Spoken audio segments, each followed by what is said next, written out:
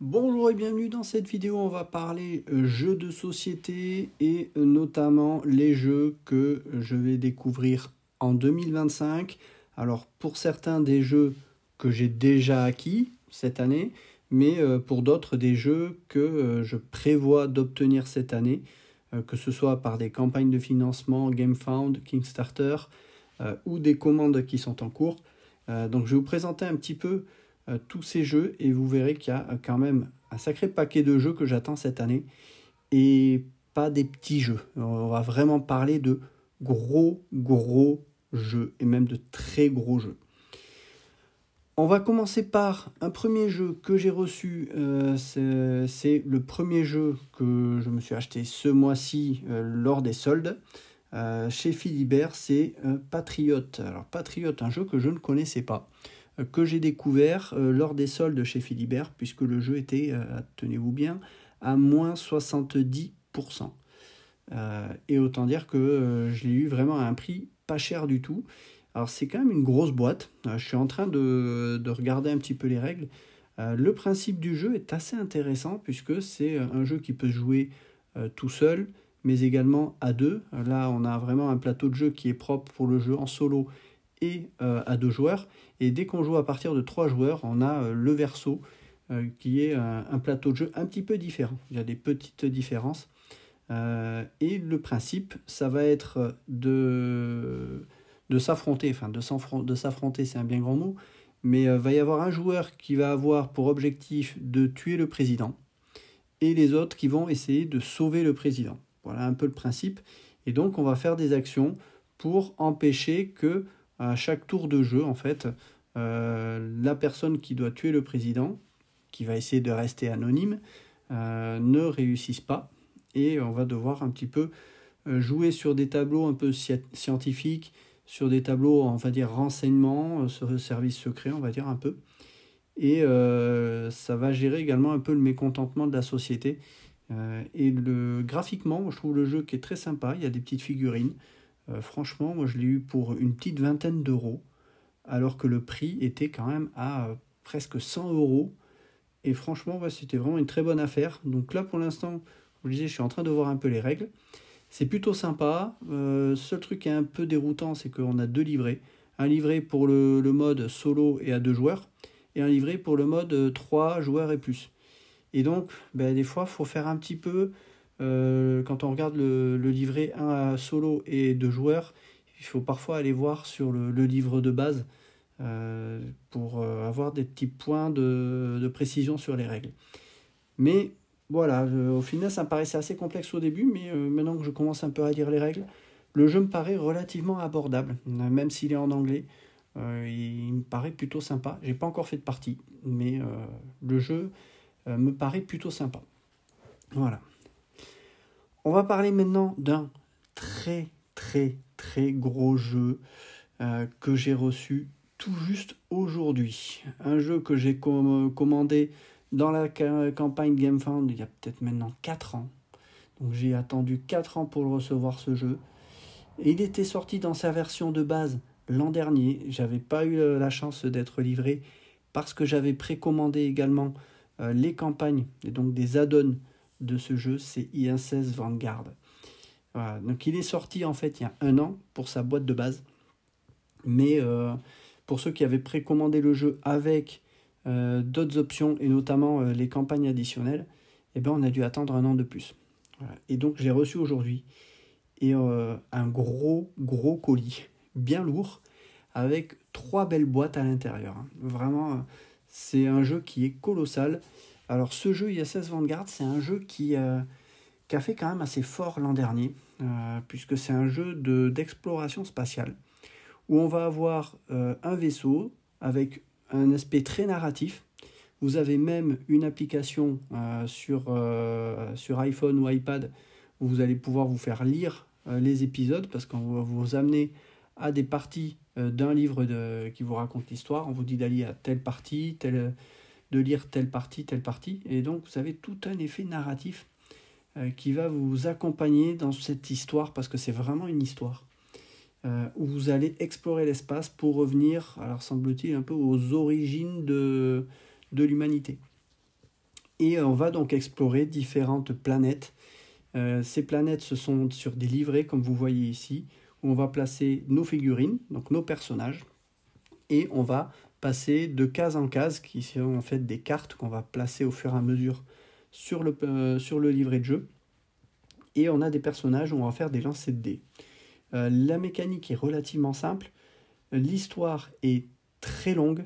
Ce que j'ai vu un peu sur Internet, certains parlent d'une campagne qui a duré quand même 70 à 80 heures. Vous imaginez bien qu'un jeu, pour jouer 80 heures, il va falloir bien s'accrocher. Mais en tout cas, il y a un effet qui est très très positif sur ce jeu, sur les retours que l'on a. Et c'est un très très beau jeu. Donc voilà, j'ai hâte de commencer l'expédition et je l'ai reçu tout juste aujourd'hui. Alors pour l'instant, comme je disais tout à l'heure, je suis un peu sur le jeu Patriote pour déjà un petit peu l'apprendre. Mais je pense que la prochaine étape, ça va être ISS Vanguard. Et j'ai vraiment hâte, vraiment, déjà le jeu de base, comme j'ai dit, 80 heures de jeu. Là-dessus, vous rajoutez 2 campagnes, donc 2 boîtes séparées avec leur propre matériel qui va encore rajouter des histoires supplémentaires. C'est un jeu qui est vraiment magnifique, qui est très atypique. Et vous avez un système de sauvegarde qui est très bien pensé. C'est-à-dire que vous avez un classeur, un énorme classeur, très beau, dans lequel vous allez mettre vos cartes, vos découvertes scientifiques, vos améliorations de vaisseaux, les personnels qui sont à l'infirmerie, qui sont blessés.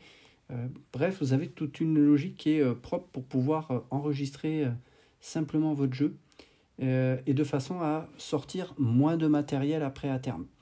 Et ça, souvent, on va en parler après d'un gros jeu tout à l'heure, où justement le problème de sauvegarde du jeu, quand c'est un jeu qui dure très longtemps, pose problème. Laisser un gros tableau sur la table avec des pions partout, c'est pas pour moi, hein, avec des chats à la maison. Clairement, les chats, ils vont adorer les pions. Donc là, la partie sauvegarde est très très bien pensée. Graphiquement, c'est très très beau. Il y a vraiment un aspect graphique qui est magnifique sur ce jeu. Alors au niveau du prix, c'est clairement le jeu le plus cher que j'ai jamais acheté.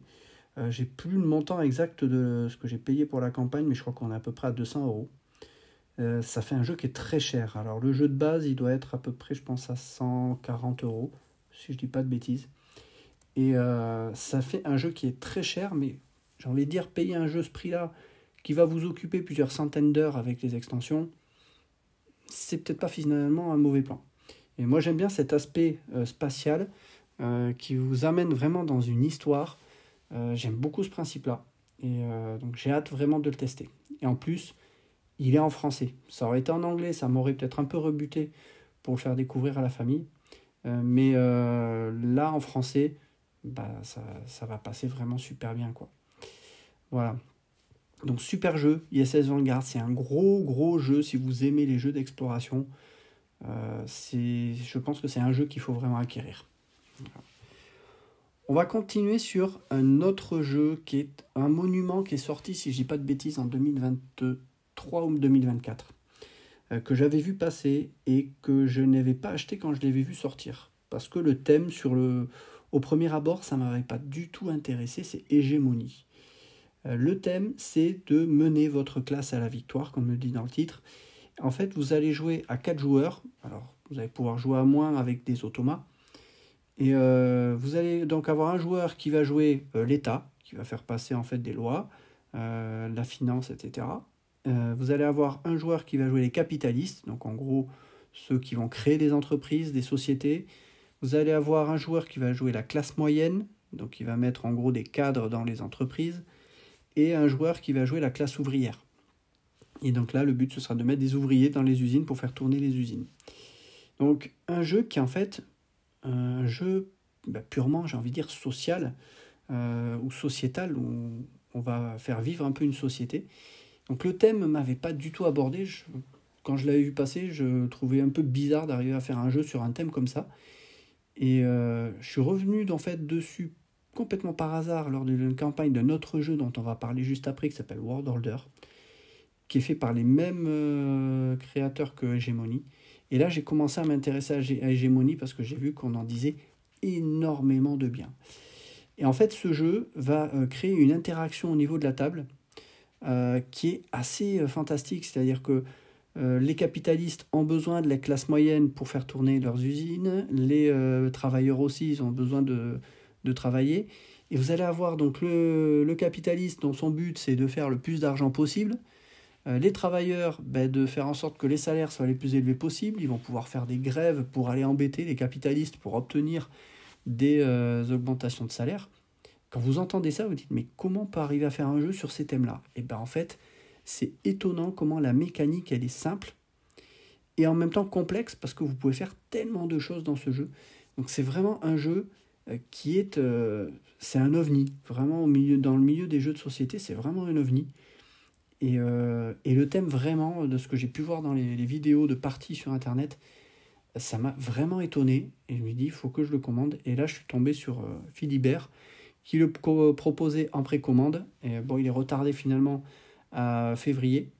Mais j'ai sauté sur l'occasion. Alors, un jeu, là encore, assez cher, qui était quand même à 110 ou 120 euros. Donc, ça fait quand même un jeu assez cher. Mais faut savoir que ce jeu-là, qui est en occasion, sur le Bon Coin par exemple, il se vend à 170 euros à peu près sur le Bon Coin. Tellement, en fait, on n'en trouve pas et qu'il a eu du succès. Donc, vraiment un jeu assez curieux comme thème, mais qui a un fort, on va dire un thème qui est très fort, et également qui a un aspect qui, je pense aussi, est très éducatif. Pour expliquer un petit peu comment la société fonctionne. Alors à la maison, les enfants sont peut-être un peu jeunes pour ça, mais je pense qu'à terme, ça peut être un jeu qui peut être très intéressant pour expliquer comment la société fonctionne, de voir que tout le monde en fait a besoin de tout le monde. Les capitalistes ont besoin des classes moyennes, également des travailleurs. Les travailleurs ont besoin des capitalistes pour créer des sociétés. L'État régule tout ça. Tout ce beau monde va essayer de faire passer des évolutions de loi. Et par exemple, le capitaliste qui veut faire passer une loi qui améliore telle chose, ça ne fait pas l'affaire des travailleurs qui, eux, vont essayer d'avoir des lois où ils sont un peu mieux payés. Et ça, là où c'est mieux payé, ça veut dire que le capitaliste va payer plus, lui, ça ne l'intéresse pas.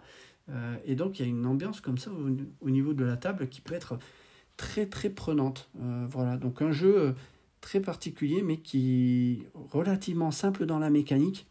Et c'est ça que je trouve ça très fort d'avoir fait un thème aussi spécial et d'arriver à faire une mécanique qui est relativement simple, en fait.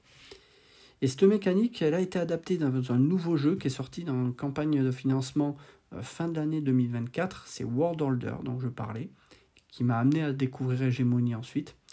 Et World Holder, c'est en fait un Hégémonie, mais sur un aspect plus géopolitique, où on va avoir, là encore, 4 joueurs. Un qui va jouer les États-Unis, un la Chine, un la Russie et un l'Europe. Et chacun va essayer d'amener son influence dans certaines parties du monde, faire des échanges économiques entre les pays, faire des alliances avec des pays, parce que c'est les petites cartes que l'on voit. Et pour avoir vu un peu quelques parties sur Internet, le jeu est étonnamment bien ficelé d'un point de vue, là encore, éducatif. C'est vraiment quelque chose qui est propre à ceux qui ont créé World Holder et Hégémonie. Leur point fort, c'est de proposer des jeux qui sont sur des thèmes dont on n'a pas l'habitude vraiment de voir dans le monde des jeux de société, mais d'amener un côté éducatif dans les jeux de société, et ça, c'est quand même très intéressant. Donc ça, c'est un jeu qui devrait sortir courant de l'année, je pense après l'été. Le projet avance bien, il a eu une excellente campagne de financement. Tous les stretch goals, c'est-à-dire les récompenses, ont été débloquées parce qu'ils ont atteint tous leurs buts en termes de coûts de financement. Ça a atteint des sommets, donc ils ont tout débloqué, donc on aura vraiment un jeu qui sera très très complet. Voilà. Donc là, on est déjà sur plusieurs gros jeux quand même, hein, et on va en parler d'un autre très gros jeu aussi, c'est Mr. President, que j'attends cette année. C'est la 2e édition. Alors, petite édition qui va être en fait particulière, enfin petite, elle est plus petite que celle qui est sortie. Je l'avais vu passer ce jeu-là, j'ai vu des parties sur Internet, et j'ai trouvé ce jeu fantastique, sur le principe. Et je ne l'ai pas acheté. Pourquoi ? Parce que on a affaire, si vous regardez le plateau de jeu, à un plateau de jeu, enfin c'est un double plateau de jeu, qui vous prend une place colossale sur la table, avec des pions partout, Autant dire, si vous voulez jouer cette partie-là, vous allez en avoir pour plusieurs jours. Et vous allez devoir laisser votre plateau de jeu sur la table pendant plusieurs jours, ce qui n'est pas du tout possible pour moi. Il y a des centaines et des centaines de pions. Et ça m'a tout de suite freiné. Donc je n'ai pas acheté le jeu, mais pour autant, les parties que j'ai vues, que j'ai pu suivre sur Internet, ce jeu est vraiment fantastique. On va être dans la peau du président des États-Unis. Et ce qui est très fort dans ce jeu, c'est qu'on va vous mettre dans le bain de plein de choses que vous allez devoir gérer. Vous allez avoir le plateau à droite, c'est la situation géopolitique dans le monde. Là, vous allez pouvoir envoyer du renseignement sur telle ou telle région. Et là, vos moyens sont limités. Vous ne pourrez pas aller partout. Vous devrez faire des choix pour essayer de solutionner des crises, essayer d'augmenter les tensions avec la Chine ou la Russie, voire l'inverse. Et tout ce qui se passe au niveau international va avoir un impact également sur votre vie politique. Et ça, c'est quand même très fort, tous les liens qu'ils ont fait dans tout ça. La partie de gauche, vous allez avoir tout ce qui est gestion des technologies, à savoir des programmes spatiaux, des programmes militaires. Également, tout ce qui est partie, on va dire, politique intérieure. Vous allez gérer votre cabinet avec vos représentants, vos conseillers, vice-présidents. Et vous allez gérer également les relations avec le Congrès, parce que vous allez devoir faire passer des lois pour, par exemple, la loi sur l'amélioration de la sécurité sociale. Je prends un exemple. Il va falloir que vous essayiez d'obtenir l'aval des autres partis de l'opposition, et donc de faire en sorte d'avoir une bonne entente avec les autres partis. Mais il y a plein de choses qui vont venir vous mettre les bâtons dans les roues, par exemple des scandales politiques. On pense à Monica avec Bill Clinton, qui a laissé un goût amer dans la bouche de Monica. Je dis ça juste comme ça, no comment. Et donc vous allez avoir ce genre de scandales qui peuvent parsemer votre vie politique, et vous allez devoir essayer de régler. Ça va vous bloquer dans les relations avec certains groupes de l'opposition, les relations avec la Chine, la Russie. Vous allez avoir des guerres. Les guerres sont très schématiques, hein. C'est vraiment des niveaux que vous allez avoir sur des tableaux. Donc c'est un jeu étonnamment qui se joue en solo. Et quand vous allez lancer en fait différentes étapes, c'est très codifié. Vous avez vraiment à suivre de manière très stricte un déroulé. Et vous allez lancer des dés par rapport à des tableaux. Et en fonction de votre score, vous allez suivre ce qui se passe sur votre tableau. Et vous avez un nombre de situations qui est simulé c'est hallucinant. Ce jeu a une profondeur de jeu qui est tout simplement dantesque. Et c'est vraiment, là encore, on est dans un ovni dans le milieu ludique. Alors ça m'avait pas intéressé, comme je disais, ça prenait trop de place sur un plateau. Mais ce qui s'est passé entre-temps, c'est que GMT a eu beaucoup de demandes pour ce jeu, pour sortir une version allégée.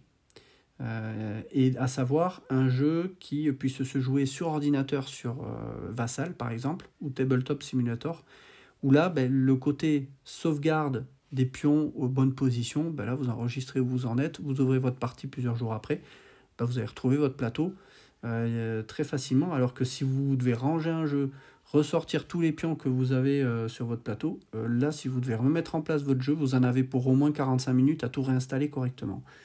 Autant dire, au bout de 45 minutes, vous en avez déjà marre, vous arrêtez de jouer. Donc là, le fait d'avoir le jeu sur l'ordinateur, ça vous permet de reprendre plus rapidement votre jeu. Et donc, en fait, la boîte qu'ils vont vendre, ça va être une boîte où il n'y aura pas le plateau de jeu, il n'y aura pas les pions. Par contre, vous aurez les livrets de règles, vous aurez tous les livrets, parce qu'il y a plein de livrets avec tous les tableaux en fonction des phases de jeu. Vous aurez en fait tout le matériel pour jouer avec devant un écran. Et à un prix, bien sûr, beaucoup moins cher que le jeu de base, qui est, je crois, pratiquement 100 €. Et là, on est sur quelque chose qui doit être, je crois, une vingtaine d'euros. Parce qu'il y a juste des livrets, en fait, qui sont imprimés. Et là, c'est tout de suite beaucoup plus abordable. Et ça, je trouve intelligent d'avoir accepté de le faire, parce que de plus en plus, on a des gros jeux. Et si on n'achète pas le jeu complet, en fait, on ne peut pas vraiment jouer, même sur ordinateur. Donc, ce concept d'avoir juste les livrets qui permettent de jouer au jeu et de pouvoir y jouer sur l'ordinateur sans avoir un matériel complet pour jouer sur une table, personnellement, je pense que c'est vraiment quelque chose qu'il faut étudier pour les jeux de société à l'avenir, parce que ça permet d'avoir des jeux moins chers, moins de matériel, mais qui nous permettent d'y jouer quand même sur ordinateur, avec une possibilité de sauvegarder les parties beaucoup plus facilement. Donc là aussi, quelque chose qui doit sortir courant d'année 2025, j'ai pas plus de précision sur les dates, mais un énorme jeu qui vous met en jeu solo dans la peau du président, et c'est vraiment bluffant l'immersion qu'ils ont réussi à créer dans ce jeu. On va passer sur des jeux plus soft, plus légers. Voilà, on a passé vraiment les gros jeux. Je vais vous parler maintenant de Photo Tour. Photo Tour North America, un jeu en campagne de Kickstarter qui est sorti, qui a été proposé l'an dernier, qui devrait sortir cette année. Un jeu qui offre un plateau qui est très coloré, graphiquement il y a un très beau travail graphique. Et là on est sur un jeu où le but c'est de faire un circuit photo au travers des États-Unis, avec des cartes que l'on va prendre, on va cumuler je pense des points, et vous allez devoir faire en fait certainement le plus de points possible par rapport aux autres joueurs. Une mécanique qui est relativement simple avec des dés. Le matériel est très beau, vraiment j'insiste, l'aspect graphique est très beau. Et on devrait espérer avoir ce jeu-là peut-être peut-être avant l'été. Peut-être avant l'été 2025. Donc là aussi, un joli jeu, beaucoup plus light que ceux que l'on a vus, qui sera bien sûr en anglais. On passe à un autre jeu, là encore beaucoup plus light, Saint Seiya, le volet Hades, un jeu de deck building. Alors, Saint Seiya, c'est pas le premier jeu. Il y a déjà 3 autres jeux qui sont sortis sur Saint Seiya, je les ai tous.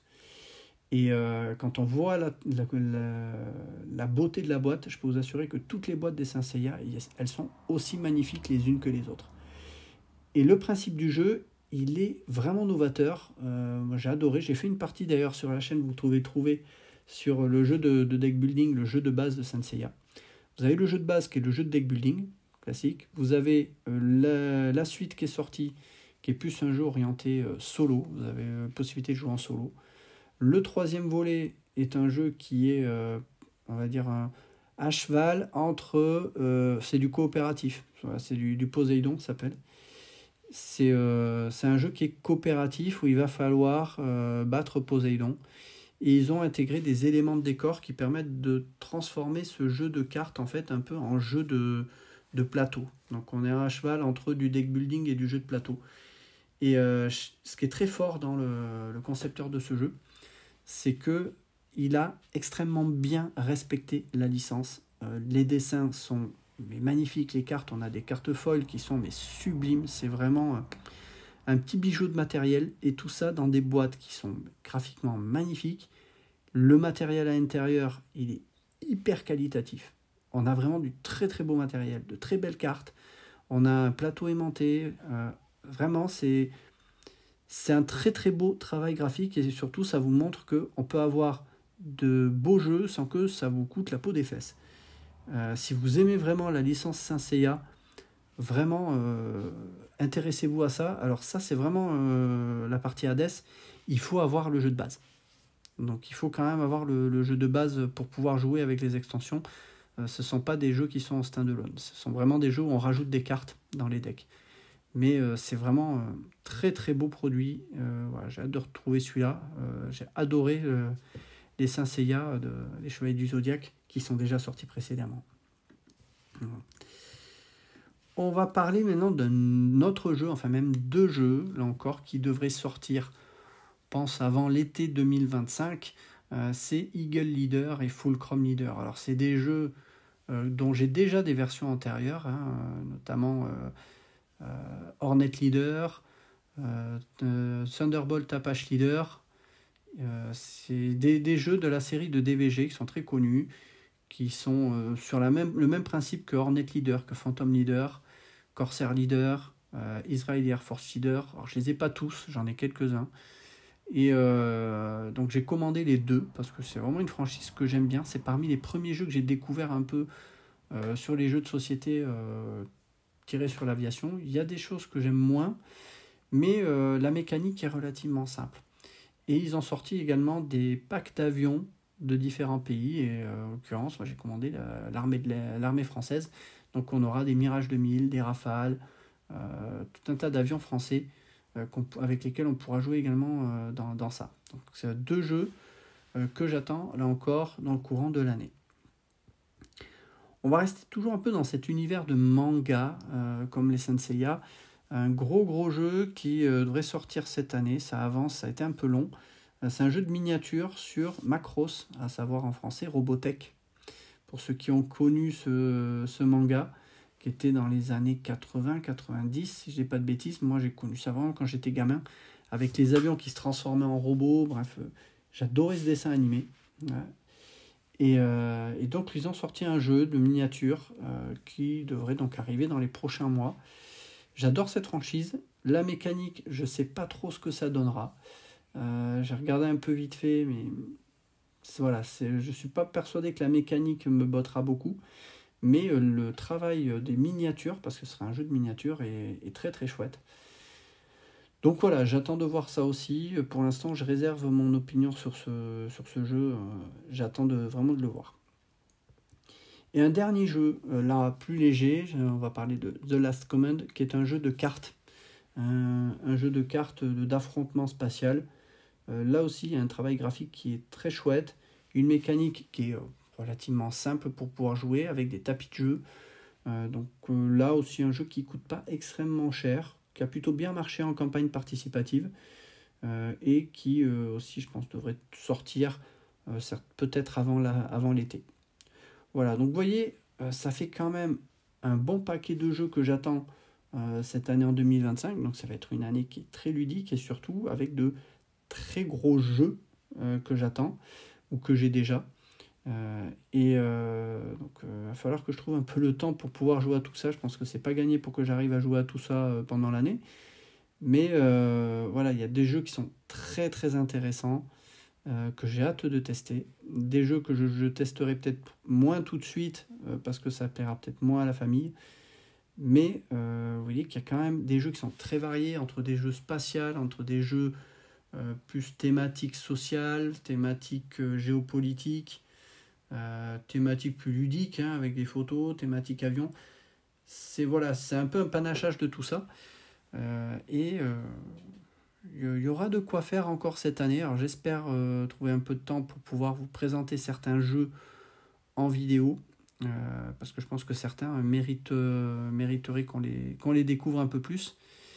Et voilà, vous savez un petit peu ce qui devrait vous attendre logiquement comme vidéo sur les jeux de société sur ma chaîne cette année. Et puis voilà, n'hésitez pas à poser vos questions. Moi, je vous conseille personnellement, au niveau des jeux, Philibert, c'est une marque qui marche bien. Vous avez également d'autres revendeurs qui sont un peu plus connus. Surveillez parfois les soldes. Moi, j'ai été assez surpris de trouver le jeu Patriote au prix auquel je l'ai vu. Donc, vous avez parfois des jeux qui sont un peu des petites pépites. Et à côté de ça, vous avez des jeux que l'on ne retrouve plus, qui se vendent parfois très très cher, comme j'ai dit, comme Hégémonie. Où là, même en occasion, ils se vendaient mais beaucoup plus cher que ce que le prix auquel il était vendu, quoi. Vous avez d'autres jeux, Nemesis, qui sont assez fantastiques. J'ai déjà montré une partie dessus, comme ils se trouvent pas facilement sur le marché de l'occasion, on retrouve parfois ce jeu-là, je crois que j'ai vu à plus de 250-300 euros. Ça se revend à des prix d'or, certains. Mais voilà, au lieu de penser vraiment au prix de revente de ces jeux, je pense que ce qu'il faut avant tout regarder, c'est le plaisir qu'on peut en tirer sur un jeu. Et aujourd'hui, même si j'ai pas mal de jeux que je vous ai présentés là, au final, je commence à calmer un petit peu mes ardeurs sur les jeux de société parce qu'aujourd'hui, j'en ai beaucoup. Il y en a qui m'ont pas plu, qui m'ont pas accroché, que j'ai revendu. Ça, c'est vrai. J'en ai revendu quand même pas quelques-uns, pas énormément. Mais globalement, les jeux de société, c'est avant tout un plaisir. C'est le plaisir de les sortir, c'est le plaisir de jouer. Et certains jeux vous amènent vraiment dans une histoire et vous transportent vraiment dans un scénario. Et vraiment, il y a des jeux pour ça qui sont très très forts. Je pense à Final Girl, que j'ai récupéré en fin d'année. Alors, je ne l'ai pas compté ici. je peux en parler déjà. Final Girl, c'est un jeu qui est fantastique, dont la saison 2 est en train de sortir, enfin est sortie justement tout récemment. Vous avez un thème sur Alien, un thème sur The Thing, qui est un film de Carpenter.